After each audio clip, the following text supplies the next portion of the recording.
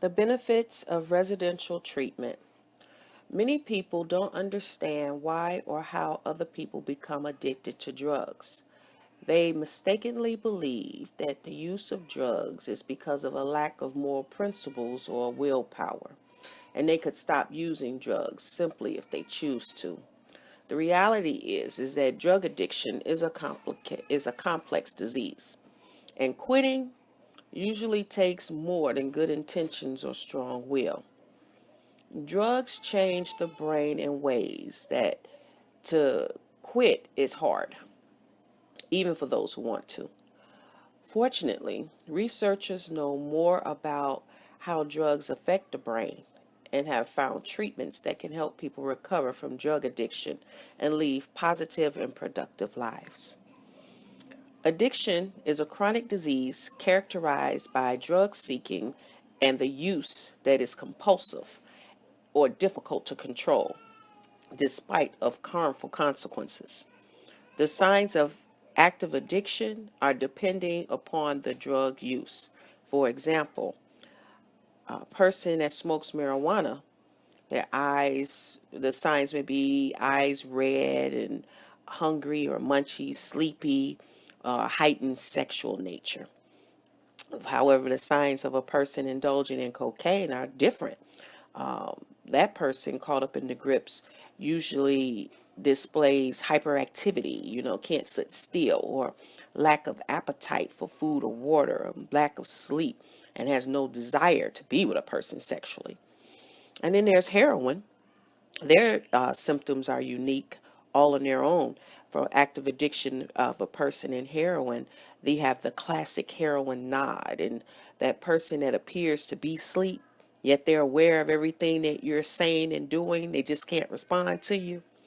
A person who uses heroin usually eats a lot of junk food like chocolate. The person caught up in the grips of active addiction will express their fears of discontinuing the usage of heroin because of the fear of withdrawal symptoms. Those symptoms for withdrawal from heroin include body cramps and muscle spasms and vomiting and fever. And those for cocaine are different, though, because those withdrawal symptoms are those of a person who it's a more mental capacity. Their mind is telling them they gotta have it, even though they really don't want to use. So the physical signs are different per drug. Okay, most people get started with drugs as an experimentation, just a party, parents out of town and decide to go and party, and one kid there hits their parents' stash, and there's the party. Or for some of us, drugs is just a natural part of our upbringing. The fish fries, where you have the drinking and the card parties and things of that nature. And what goes on behind the scenes is full blown addiction. For most people who have gone through years of active addiction, they've suffered a lot of abuse. For those people, there's a fallacy, there's myths regarding drug addiction, that they're not hurting anyone but themselves, and others that believe that the drug addiction is not a lifestyle, that they can handle it. It's just what they do. But the entire family suffers during drug addiction, because when you're in full blown addiction, you focus on the drug and that lifestyle. So you don't have time to raise a family or clean a house or take care of children. So everyone suffers. It's a family and community disease. And there are several treatment options for a person that's been in active addiction. First, you need an assessment to see if you qualify for outpatient or inpatient. And then there's different levels.